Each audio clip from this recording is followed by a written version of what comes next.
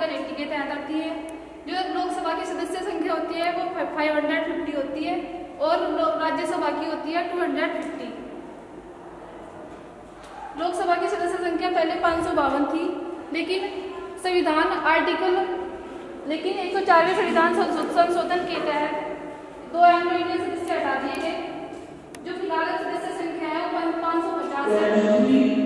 530 सदस्य संख्या राज्यों से आती है। डिग्री कॉलेज में यहाँ पर एक अच्छी लेक्चरर हैं जिन्होंने अच्छा लेक्चर आपने अभी देखा है, उनसे भी बात करेंगे।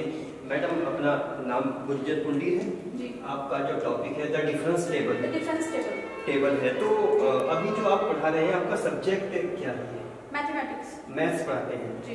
अच्छा, मैथ्स में अमूमन जो टीचर्स होते हैं, जो भी लेक्चर होते हैं, तो उनके पास शब्दों की, लैंग्वेज की बेतहाशा कमी होती है, लेकिन आप इतने अच्छे फ्लो के साथ पढ़ा रहे हैं, तो ये इसकी वजह बताइए हमारे जानने वाले। मैथमेटिक्स मेरा स्टार्टिंग से एक पैशन रहा हुआ है कि मुझे मैथमेटिक्स ही चूज करना है। हर सब्जेक्ट को छोड़ के मैंने मैथमेटिक्स चूज किया, तो मेरा इसी में ही इंटरेस्ट है, तो मैं इसी को ही डीपली। अभी जो एक लड़कियों की क्लास आपके यहाँ गर्ल्स क्लास है, तो लड़कियों में जो रुझान है मैथ्स का, वो किस तरह का देखती है? मैंने काफी देखा, जैसे मैं पढ़ाती हूँ, मैंने अगर एक क्वेश्चन भी पुट अप कराया है बोर्ड पे, तो बच्चे उस चीज को ना बहुत अच्छी तरीके से उसमें इंटरेस्ट लेते हैं, बहुत अच्छी तरीके से। तो मैंने बच्चों को देखा ना, अमूमन बात है गर्ल्स की, क्योंकि अगर 10 या 15 साल पहली बात की जाए तो girls generally did not take interest in mathematics, but at this time generally girls been taking extreme interest in mathematics. What is the cause behind it?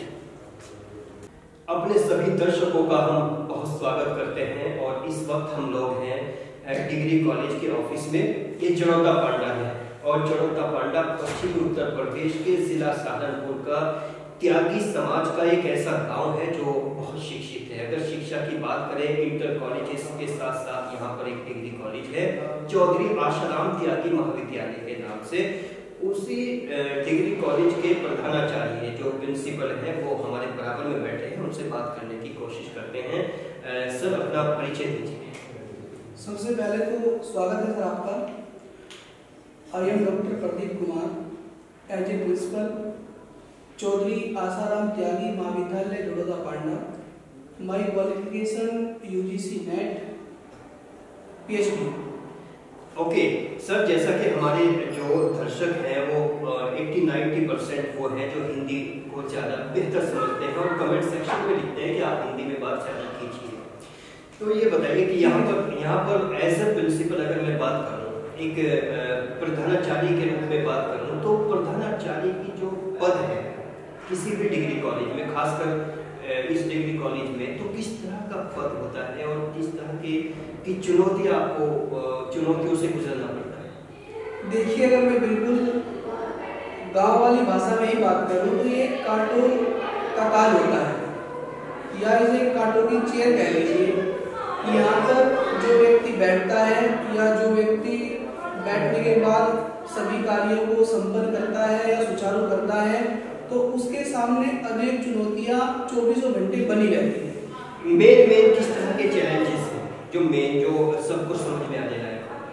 बच्चों को अनुशासन में रखना एक बड़ा कार्य है, क्योंकि जब बच्चा इंटर कॉलेज से आता है उसे 11th और 12th में ही अनुशासन में रखना एक बड़ा चैलेंज होता है अपने आप में।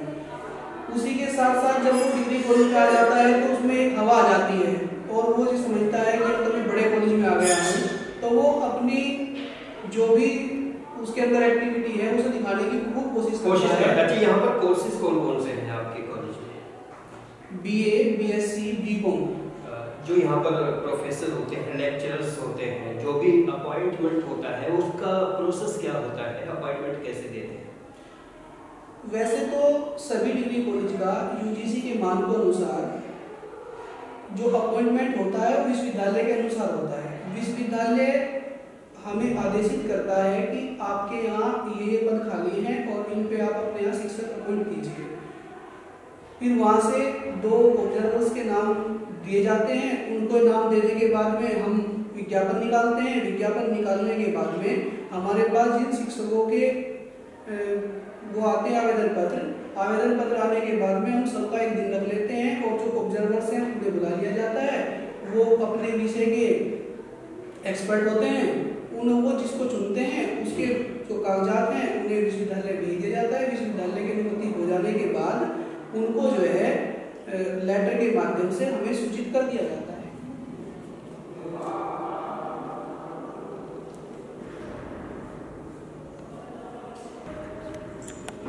सिस्टम मांसपेशी तंत्र। मसल्स क्या होती है, मांसपेशी क्या होती है? जो हमारे शरीर को गति प्रदान करती है। क्या प्रदान करती है? गति प्रदान करती है। जो हमारे शरीर का टेम्परेचर मेंटेन करती है, यानी कि हमारे शरीर के तापमान को स्थिर बनाती है। ठीक है, जो हमारे शरीर को आकृति प्रदान करती है, तो क्या कहलाती है? मसल्स कहलाती है। मसल्स कितने प्रकार की होती है? 3 प्रकार की होती है। कौन कौन सी? रेखित पेशीय, अरेखित पेशीय और हृदय पेशीय। Skeletal muscle, smooth muscle and cardiac muscles. Skeletal muscles कौन सी होती है? जो हमारी इच्छा के अनुसार कार्य करती है। इन्हें स्वैच्छिक मसल्स भी कहते हैं। ठीक है, और जो हमारी इच्छा के अनुसार कार्य नहीं करती उसको क्या बोलते हैं? अरेखित पेशियां। जो हमारी इच्छा के अनुसार कार्य करती है, स्वैच्छिक जो पेशी होती है, कार्डियक पेशी होती है हमारे हाथ और पैर की मसल्स। ठीक है, इंग्लिश में क्या बोलते हैं? Skeletal muscles. दूसरी क्या है? अरेखित पेशियां, यानी कि smooth muscles. Smooth muscles means चिकनी मसल्स। ठीक है, इनके ऊपर हमारा कोई कंट्रोल नहीं होता, ये हमारी इच्छा के अनुसार कार्य नहीं करती। ठीक है, तीसरी क्या होती है? हृदय की पेशियां। हृदय की पेशियां कितने प्रकार की होती है? सर, मेरा नाम डॉक्टर अजय कुमार। आपकी क्वालिफिकेशन क्या है? MA, MPhil, PhD। कौन से कॉलेज में पढ़ा रहे हो?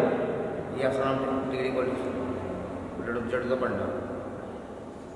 जैसे जी एरिया में जितने भी गांव है, तकरीबन कितने गांव से आपके यहाँ पे स्टूडेंट्स आते हैं, और स्पेशली उनमें गर्ल्स और बॉयज का रेशियो क्या रहता है? देखिए, अगर मैं बात करूं तो यहाँ हमारा जो ये कॉलेज है लगभग 10 किलोमीटर या 12 किलोमीटर के दायरे में कोई डिग्री कॉलेज नहीं पड़ता है।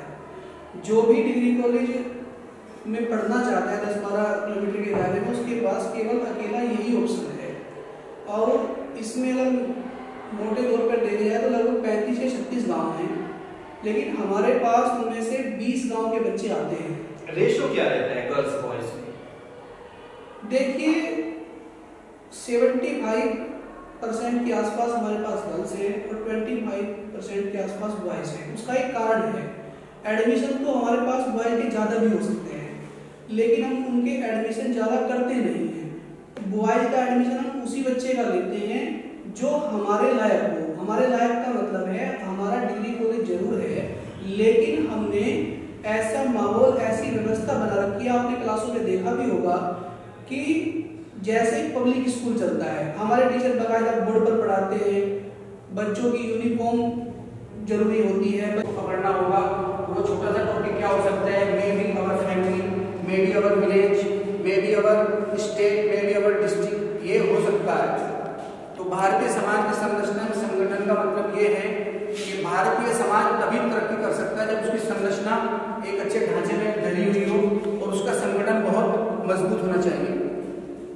तो अगर हम बात करें संरचना की, तो संरचना के बारे में सबसे पहले we will talk about our family. तो अपनी फैमिली की संरचना के बारे में बात करें तो हमें भारत की संरचना में संगठन को समझने के लिए ये बहुत ज़्यादा ईजी हो जाएगा कि भारत की संरचना एवं संगठन किस प्रकार से कार्य करता है, क्योंकि भारत समाज की प्रोग्रेस के लिए संरचना का और संगठन का मजबूत होना बेहद जरूरी है। तो बिजनेस मैनेजमेंट, तो उसके बारे में हम क्या पढ़ेंगे कि बिजनेस का जो हमारा अर्थ है, बिजनेस के बारे में जानेंगे और किसके बारे में? मैनेजमेंट के बारे में। अब बिजनेस के बारे में थोड़ा बहुत आपको सबको पता होगा, पता है ना? देखो बिजनेस क्या होगा, हम कोई भी व्यापार करना चाहेंगे शुरू में, तो पहले हम क्या सोचेंगे कि हमारा हम किस चीज़ का व्यापार करें। अब हमने ये सोच लिया कि व्यापार हमें किस चीज़ का करना, उसके बारे में हम क्या करेंगे? पहले से योजना बनाएंगे, प्रबंध बनाएंगे, उसका क्या होगा और नियोजन होगा। उसमें बहुत सारी चीज़ें होती हैं। ये नहीं है कि हमने ऐसे व्यापार शुरू कर दिया अपना, तो हम पहले से ही सोच के कि हमें कौन सा व्यापार अपना प्रारंभ करना है, उसमें क्या क्या चीज़ें करेंगे, हम कितने व्यक्ति मिलकर करेंगे।